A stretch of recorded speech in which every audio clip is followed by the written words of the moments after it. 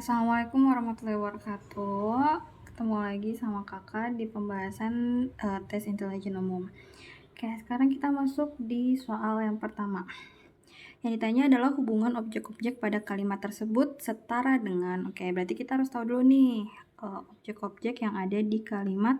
Endah mengumpulkan medali dari keaktifannya mengikuti lomba sejak ia masih kecil. Nah, di situ ada kata objek medali dan juga lomba. Nah, objek antara medali dan lomba dia mempunyai hubungan apa? Nah, berarti kita harus cari tahu. Nanti yang dari opsi A sampai opsi E mempunyai hubungan yang setara seperti medali dan lomba. Nah, ternyata medali itu hubungan antara lomba adalah medali didapatkan dari partisipasi lomba. Oke, yang A, senyum di pagi hari membentuk meningkatkan mood. Nah, di sini moodnya itu sebagai objeknya. Kemudian dia nggak punya hubungan yang setara. Kemudian yang B, hormon insulin berperan untuk mengubah glukosa dari makanan dan minuman yang dikonsumsi untuk menjadi energi. Nah, di sini ada glukosa dan juga energi. Berarti glukosa digunakan untuk menghasilkan energi. Yang C, denting jam yang berbunyi mengingatkan kenangan saat tinggal di rumah nenek. Nah, kenangan di sini yang sebagai objeknya, dia nggak punya hubungan juga. Yang D, ketua menerima keputusan setelah semua anggota yang menghadiri diskusi sepakat dengan hal tersebut. Nah, keputusan sama diskusi di sini itu merupakan objek, di mana keputusan didapatkan dari partisipasi diskusi. Maka nomor 1 jawabannya adalah yang D.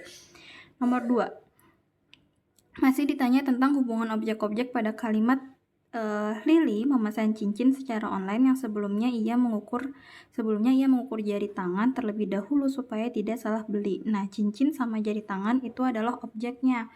Hubungannya apa antara cincin dan tangan? Ternyata cincin itu digunakan di jari tangan. Nah, berarti nanti kita dari opsi A sampai opsi E ngelihat hubungan yang hampir sama seperti cincin dan juga jari tangan.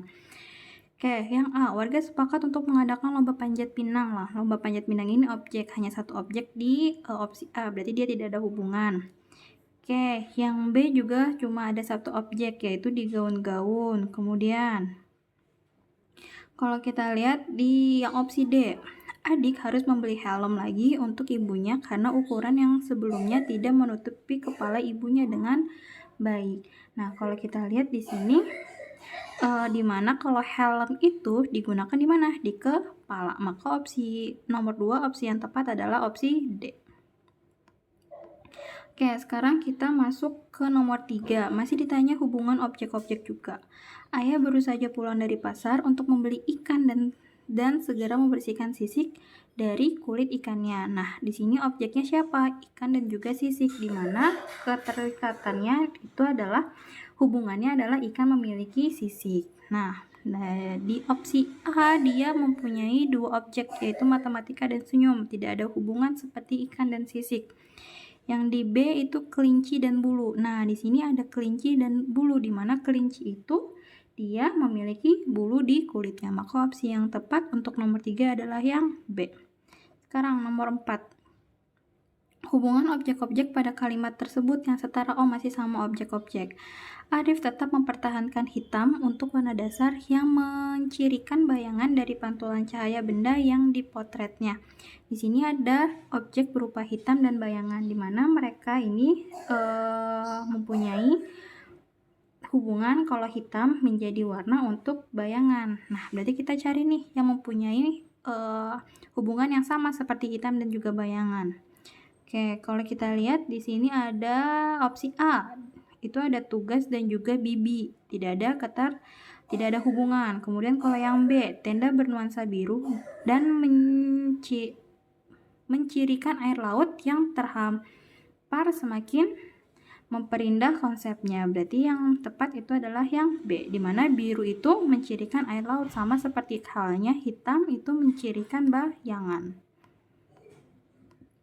Oke, sekarang kita masuk ke soal nomor 5. Di sini ada silogisme penarikan kesimpulan. Kesimpulan dari nomor 5 adalah, kita lihat, ibu tidak memasak jamur. Kita bisa umpamakan P. Tapi di situ ada kata tidak, berarti ada ingkaran. Berarti kita kasih negasi. Jadi negasi P. Atau itu berarti kita lambangkan V. Alma banyak makan. Jadinya Ki. Alma banyak makan, kita umpamakan Ki. Jadi premis pertama itu adalah negasi P atau Ki. Atau ekuivalen dengan P maka Ki. Oke, kemudian premis yang kedua, ibu memasak jamur. Memasak jamur itu kan berarti P doang kan, tapi karena tidak ada kata tidak, ya udah P aja, nggak usah kita kasih ingkarannya, nggak usah kita kasih negasi. Maka kesimpulannya adalah yang Ki, dimana Ki itu adalah opsi di, ya Ki itu adalah Alma banyak makan. Alma banyak makan di opsi E. Selanjutnya nomor 6. Masih ditanya kesimpulan yang paling tepat. Nah, kita lihat premis yang pertama, semua kendaraan yang dimiliki perusahaan X berwarna hijau. Berarti kendaraan yang dimiliki perusahaan X itu P berwarna hijau, itu adalah Q. Kemudian premis kedua, warna hijau adalah warna yang menenangkan dan dikaitkan dengan kemurahan hati serta perasaan yang damai. Nah, premis kedua ini tidak bisa kita gunakan karena dia tidak punya kesatuan dari P ataupun Q. Kenapa? Tadi P itu kan perusahaan, Q itu kan berwarna hijau, sedangkan di sini dia tidak terdapat keduanya, atau bisa dikatakan premis kedua ini tidak kita ikut sertakan karena tidak memiliki term antara. Dan juga biasanya sebagai pengecoh. Nah, kemudian ada premis ketiga, tidak ada mobil yang berwarna hijau. Tadi berwarna hijau itu kan Ki, berarti ada kata tidak, berarti kita kasih negasi. Maka premis ketiganya itu adalah negasi Ki. Maka kesimpulannya adalah negasi P. P itu apa? Kendaraan yang dimiliki perusahaan X. Berarti tidak ada mobil yang dimiliki oleh perusahaan X, atau jawabannya adalah yang B. Tidak ada mobil yang dimiliki perusahaan X. Oke, sekarang nomor 7. Masih ditanya simpulan berikut yang benar. Oke, kita baca premis yang pertama. A adalah seorang karyawan perusahaan. Oke, di situ hanya informasi umum. Yang kedua, jika A menyelesaikan proyek tugas tepat waktu, oke, bisa kita umpamakan P, maka A mendaki gunung menggunakan sepatu baru. Oke, bentuk premis yang pertama adalah P maka Q. Selanjutnya kita baca, jika A tidak pergi ke Pulau Sumatera, oke, karena ini ada berbeda, maka di sini kita umpamakan yang berbeda juga, maka jadinya R. Maka A tidak membeli tiket pesawat. Tiket pesawat itu kita umpamakan jadi S. Nah, kedua kalimat tersebut itu ada kata tidak, maka kita kasih negasi. Maka premis kedua adalah negasi R, maka negasi S, atau dia ekuivalen dengan bentuk S maka R. Oke. Nah, yang di sebelah kanan ya. Kemudian kita masuk ke kalimat selanjutnya. Apabila A tidak mendaki gunung menggunakan sepatu baru, atau A membeli tiket pesawat. Nah, tadi ada kata menggunakan sepatu baru. Nah, sepatu baru itu kan ada di Ki ya. Sepatu baru itu ada di Ki, tapi di situ ada ingkaran ya, atau lawannya ada kata tidak. Maka kita kasih negasi Ki. Negasi Ki atau. Nah, atau itu lambangnya adalah V. Membeli tiket pesawat. Tiket pesawat itu tadi kita sudah kasih dia sebagai S. Nah, maka premis ketiga itu adalah bentuknya negasi Ki atau S, atau dia ekuivalen dengan Ki maka S. Maka kesimpulan yang tepat untuk nomor 7 itu dalam bentuk P maka R. P itu siapa tadi? Jika A dapat menyelesaikan proyek tepat waktu, maka R itu apa? Ia pergi ke Pulau Sumatera. Jadi jawaban yang tepat untuk nomor 7 itu adalah yang A. Jika A dapat menyelesaikan proyek tepat waktu, maka A pergi ke Pulau Sumatera. Oke, nomor 8. Oke, ini adalah kemampuan verbal atau analisis. Oke, di sini supervisor suatu penelitian akan membagi 8 peneliti D, E, F, G, H, I, J, dan K ke dalam dua tim wilayah barat dan timur. Ketentuannya sebagai berikut. Oke, kita baca. Masing-masing tim terdiri dari 4 peneliti. Peneliti D dan E tidak berada dalam satu tim. Berarti D sama E dia itu tim barat dan juga tim timur. Entah E yang di barat atau E yang di timur. Peneliti F sudah pasti satu tim dengan I. Oke, F sudah pasti dengan I. Kemudian peneliti K lebih familiar dengan wilayah timur. Oke, berarti otomatis K masuk ke wilayah timur. Jika satu tim sudah ada peneliti H, maka peneliti G harus berada di tim lain. Oke, berarti H dan G sama halnya seperti D dan E, tidak boleh berada dalam satu tim. Peneliti E itu lebih memilih berada di tim timur. Oke, di tim timur tadi kita sudah punya K sama E. Kemudian peneliti F tidak bisa bekerja sama dengan peneliti J. Berarti FI dia tidak bisa bekerja sama dengan peneliti J. Oke, maka kesimpulannya bisa kita dapat kayak gini. Tadi kan kita udah punya kunci nih. Kalau misalkan E sama K itu di timur. Oke, berarti tadi temannya lawannya E itu siapa? D. Oke, berarti D itu berarti dia ada di barat. Kemudian siapa lagi? F sama J tidak bisa bekerja sama.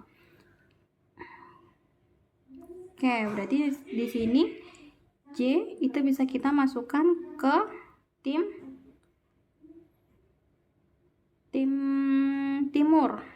Sedangkan F sama I kita masukkan ke tim barat. Nah, sekarang sisanya G sama H. Berarti dia bisa kita masukkan ke tim barat si H dan tim timur si G. Sekarang, tim wilayah barat terdiri dari peneliti. Jawabannya yang ada D-nya berarti. Oke, ada D, ada F, ada H, dan ada I. Berarti jawabannya adalah yang dodol. Oke, kenapa yang C salah tadi ya? G sama H nggak boleh dalam satu tim. Kemudian yang E kenapa salah? Karena F sama J dia nggak mungkin berada dalam satu tim. Oke, sekarang kita masuk ke nomor 9.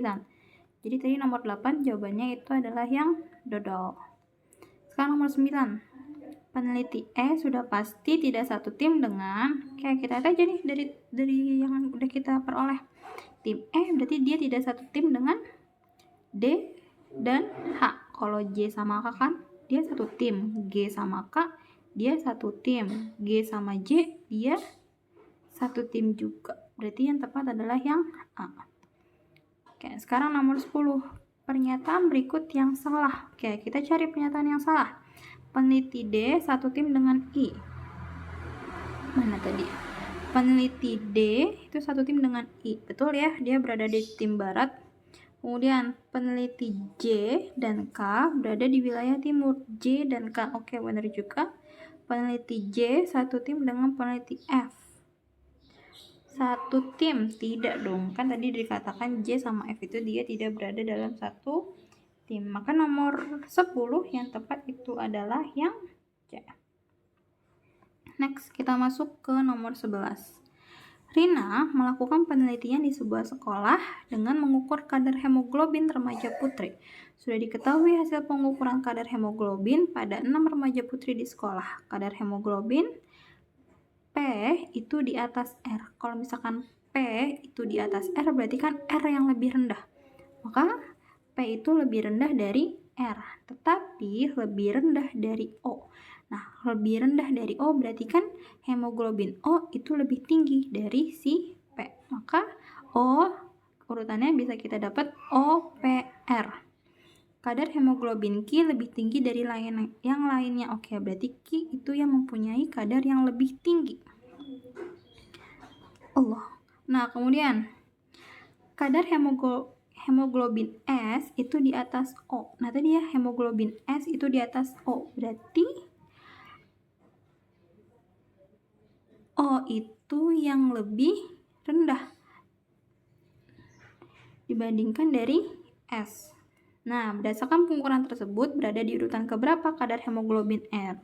Dari urutan terbawah. Oke, tadi kan kita dapat nih Q yang paling besar, kemudian ada SOPR. Nah, kemudian yang ditanya itu adalah kadar hemoglobin N dari urutan terbawah. Oke, berarti bisa kita ambil kesimpulan kalau N itu di antara Q dengan S. Kenapa? Karena tadi kan udah dikatakan tuh P itu di atas R, lebih rendah dari O, kemudian kadar S itu juga di atas O. Berarti kan SOPR ini mereka udah runtutan. Nah, berarti di sini masih ada space untuk N di antara Q dan S. Berarti otomatis kalau dihitung dari bawah yang paling bawah siapa? Dari R. Maka R yang pertama, kedua, ketiga, O ketiga, S keempat. Berarti nanti dia jawabannya yang keempat dari kelima, karena dia yang terbawah dari bawah kan. Berarti N itu yang kelima dari bawah. Jadi opsi yang tepat adalah opsi B. Gitu. Terima kasih atas perhatiannya. Wassalamualaikum warahmatullahi wabarakatuh.